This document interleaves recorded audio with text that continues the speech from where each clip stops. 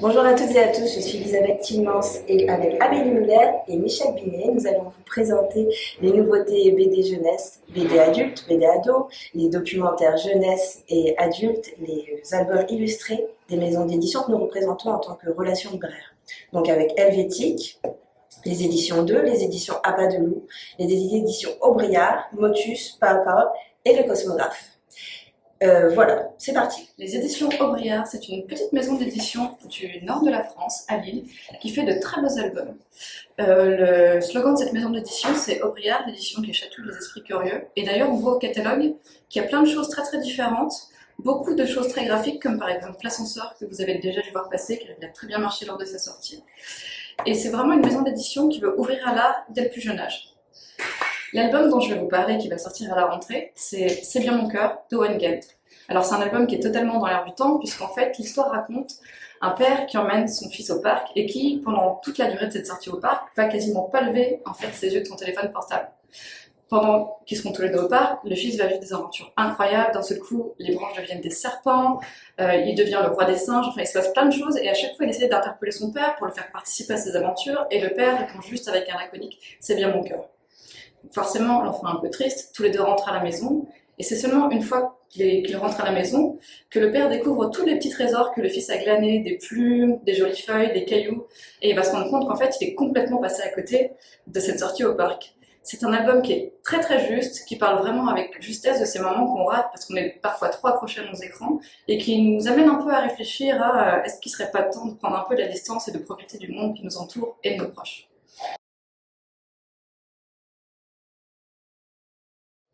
Je vais vous parler des éditions À pas de loup qui ont 10 ans cette année. Cette maison a derrière elle une décennie de créativité et d'albums inspirants, et surtout elle a cette force de réussir à se renouveler sans cesse.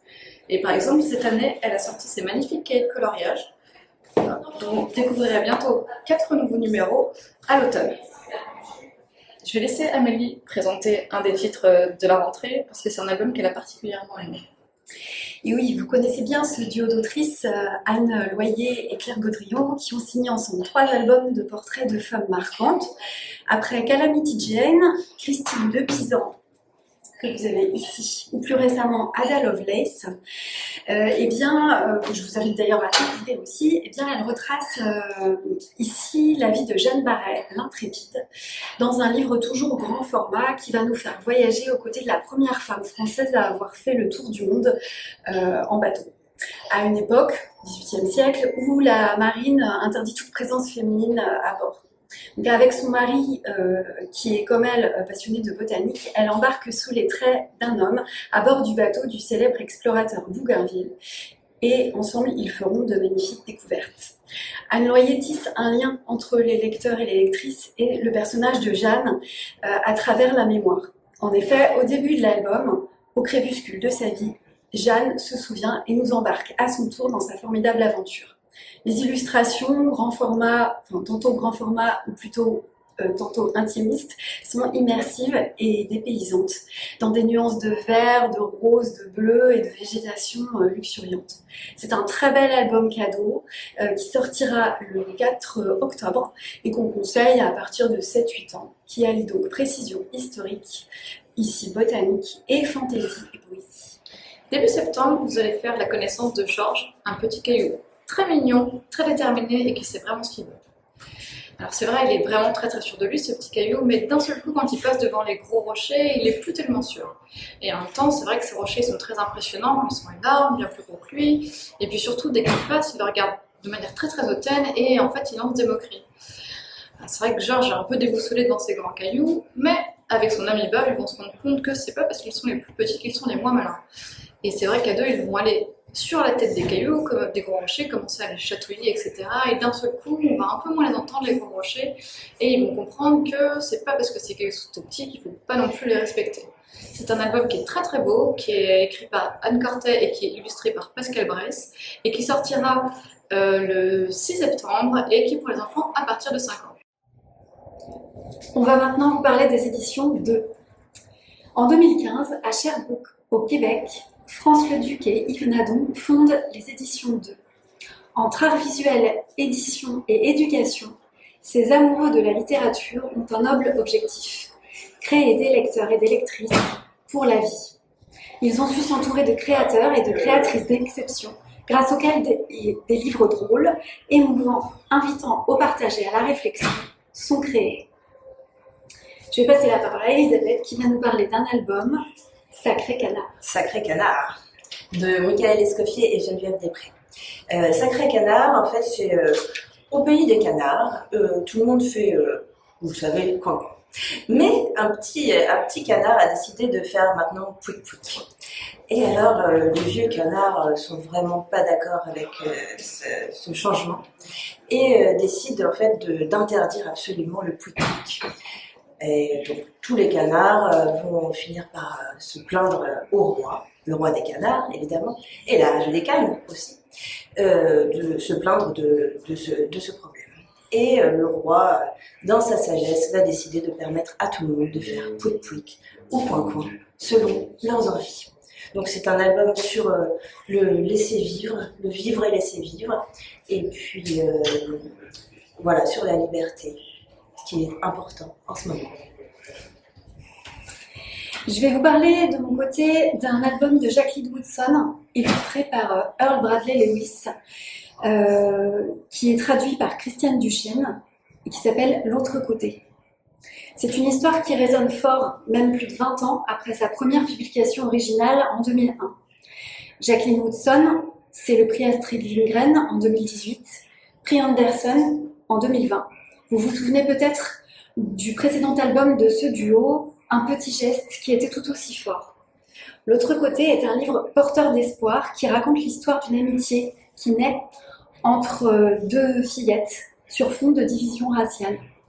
Les deux enfants vont progressivement et très simplement s'apprivoiser et adopter un poste d'observation commun matérialisé par une clôture, sur laquelle les deux enfants se retrouveront pour jouer et discuter. Ni d'un côté, ni de l'autre, mais comme sur un nouvel espace créé pour tous et toutes.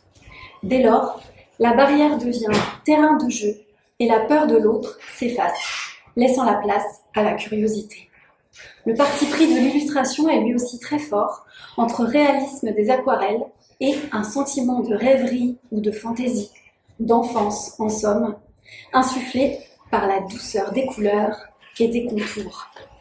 Un livre très puissant qui donne à voir l'importance des gestes de résistance, en apparence tout simple et à hauteur d'enfant.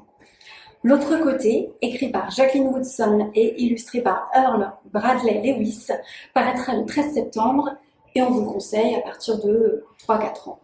Oui, mais d'ailleurs Sacré Canard à partir de 3 ans aussi, le 13 septembre également. On passe aux éditions Motus, qui ont été créées il y a 35 ans. D'ailleurs, vous avez sûrement dû recevoir cette gazette avec tout l'historique de la maison d'édition. Donc, elles ont été créées en 1988 par François David, rachetées en 2019 par Pierre Langanet. Pierre Langanet qui a décidé de dynamiser la maison d'édition en créant plusieurs collections, dont la collection Tout Carton, pour les tout petits, et puis la collection BD de Bulle, Botte, Bouton, pour faire réfléchir les adolescents de 8 à 12 ans. Tout en gardant bien sûr la poésie avec la collection Pomme Pirate Papillon, mais avec des illustrations en couleur.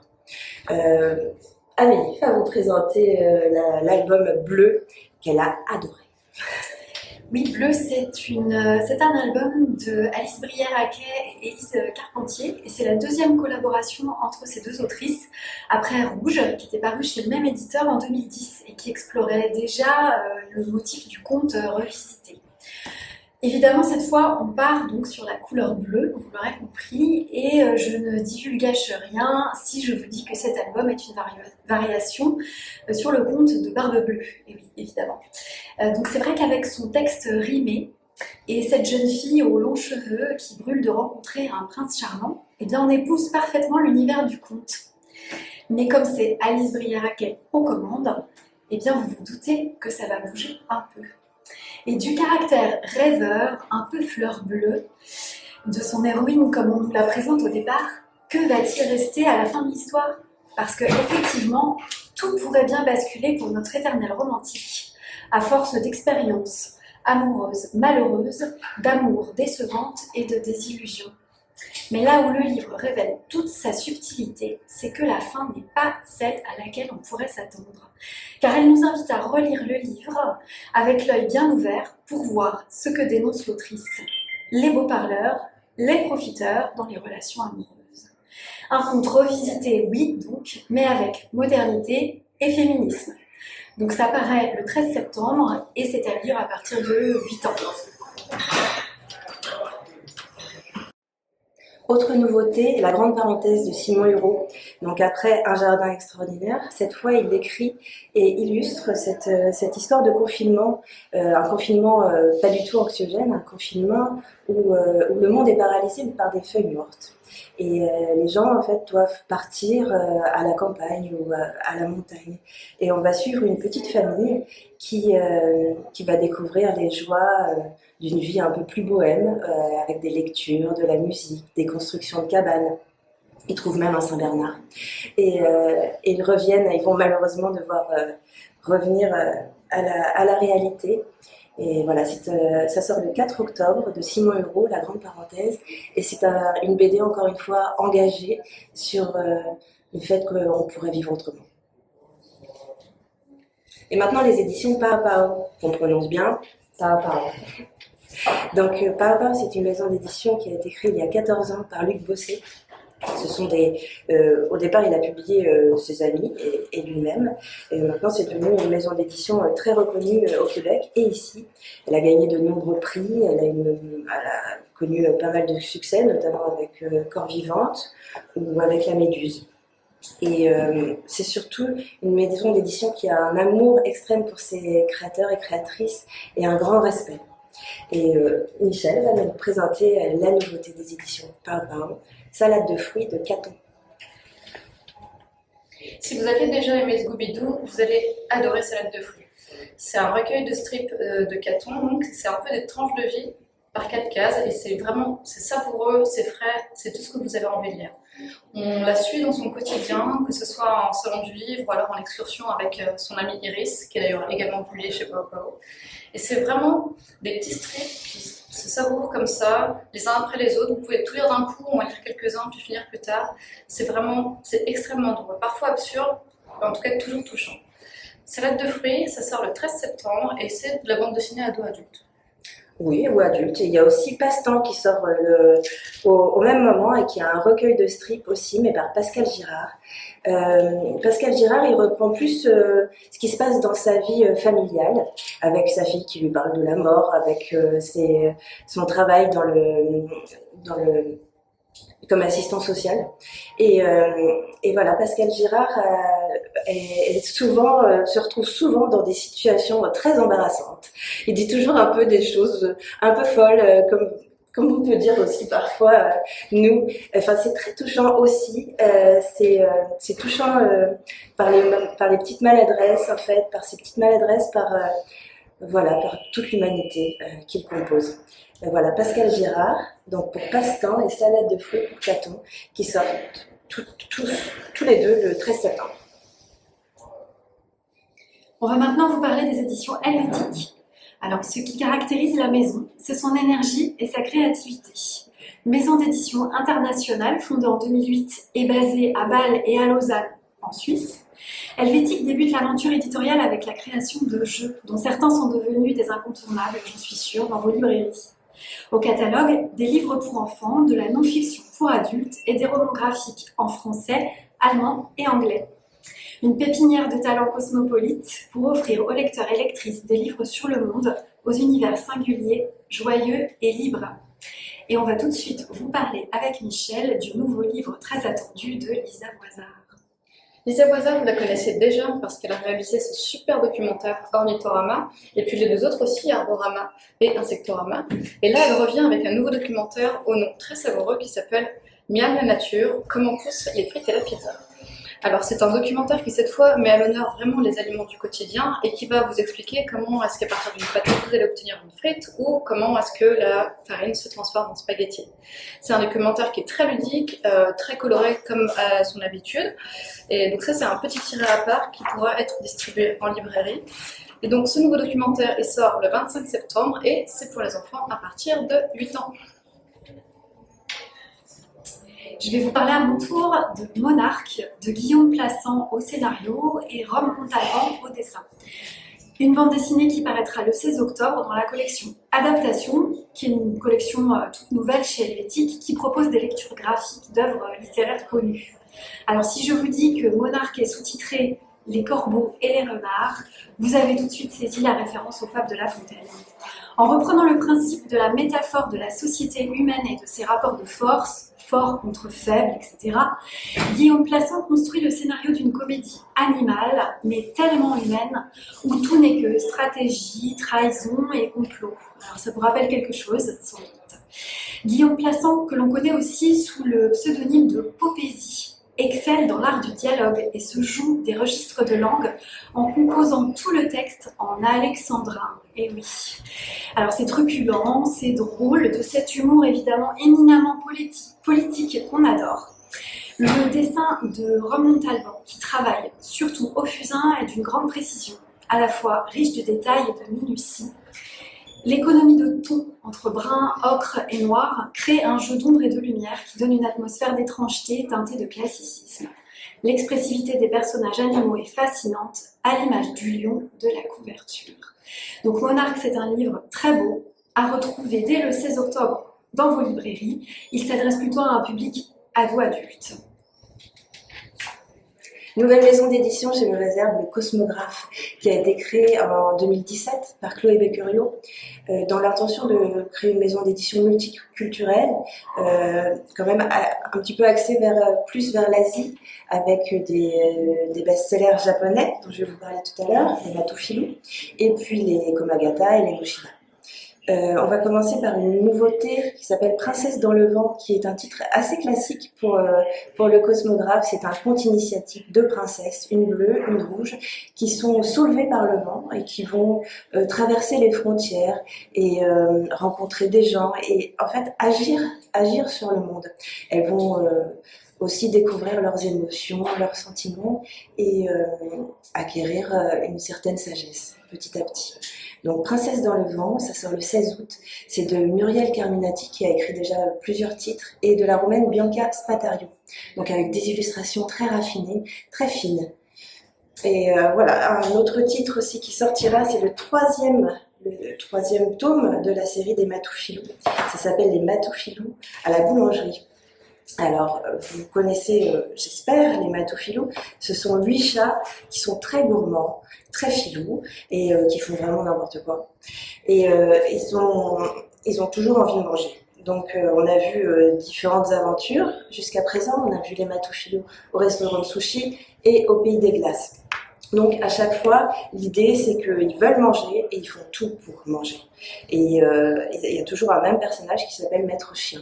Donc, dans cette nouvelle aventure qui sortira en octobre, le 17 octobre, les Matofilou à la boulangerie, on les voit en fait essayer par tous les moyens de piquer des croissants et du pain. Ils vont même jusqu'à créer eux-mêmes leur pain et faire exploser la boulangerie. Bref, ça finit toujours pareil, mais ils payent pour les bêtises qu'ils font. Voilà, c'est de Noriko Kudo, c'est traduit par Alice Huro avec des illustrations toujours trop mignonnes. Voilà, les Matofilou, la série best-seller au Japon. On espère que vous avez aimé cette présentation des nouveautés de août, septembre, octobre que vous retrouverez dans le nouveau journal. Il est déjà disponible en ligne, mais il sera bientôt imprimé et normalement vous le recevez dans vos librairies. Donc Michel s'occupe des éditions A Pas de Loup et Aubriard. Amélie s'occupe de vous pour toutes les maisons d'édition. Et moi je m'occupe principalement de Motus, de Pao Pao, du Cosmographe et des autres maisons d'édition. Voilà, à bientôt. À bientôt!